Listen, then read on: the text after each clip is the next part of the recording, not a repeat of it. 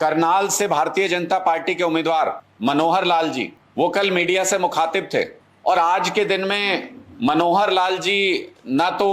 CM हैं, ना विधायक हैं, ना किसी और सरकारी पद पर मौजूद हैं, लेकिन उसके बावजूद वो जिस तरीके से मीडिया को संबोधित कर रहे थे वो सरासर मॉडल कोड ऑफ कंडक्ट का वायलेशन है।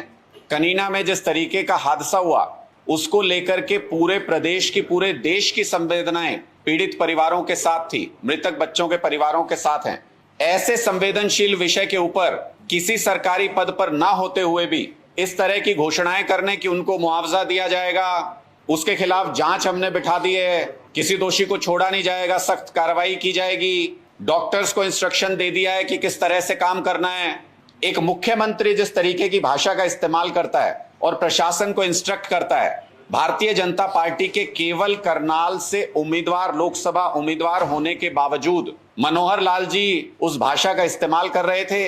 इसके खिलाफ भी हम मुख्य निर्वाचन अधिकारी को कंप्लेंट करके आए हैं कि उनके खिलाफ कोड ऑफ कंडक्ट के वायलेशन का, गलत पोस्चरिंग करने का और मिसकंडक्ट, जिसमें वो अपने आप को मुख्यमंत्री की तरह दिखाने की कोशिश कर रहे हैं और चुनावी फायदा लेने की कोशिश कर रहे हैं, उस मिसकंडक्ट के लिए उनके खिलाफ कार्रवाई की जानी चाहिए। मुझे लगता है कि मनोहर लाल जी की 9.5 साल की जो आदत है वो छूटने का नाम नहीं ले रही है और आज भी वो अपने आप को प्रदेश का मुख्यमंत्री समझते हैं, जो कई तरीके से गलत है। एक तो वो संवैधानिक पद का, मर्यादा का अपमान कर रहे हैं, दूसरा वो आज के दिन जो प्रदेश के मुख्यमंत्री हैं नायब जी, उनका भी अपमान कर रहे हैं, उनको एक रबड़ स्टैंप मुख्यमंत्री घोषित करने की कोशिश कर रहे हैं, जबकि स्वयं वो किसी सरकारी पद पर आज के दिन किसी अथॉरिटी में मौजूद नहीं है। उसके बावजूद वो एक फेक चीफ मिनिस्टर की तरह एक्ट कर रहे हैं। इसके खिलाफ भी हमने चुनाव आयोग को शिकायत की है। करनाल से भारतीय जनता पार्टी के उम्मीदवार मनोहर लाल जी वो कल मीडिया से मुखातिब थे और आज के दिन में मनोहर लाल जी ना तो सीएम हैं, ना विधायक हैं, ना किसी और सरकारी पद पर मौजूद हैं, लेकिन उसके बावजूद वो जिस तरीके से मीडिया को संबोधित कर रहे थे वो सरासर मॉडल कोड ऑफ कंडक्ट का वायलेशन है।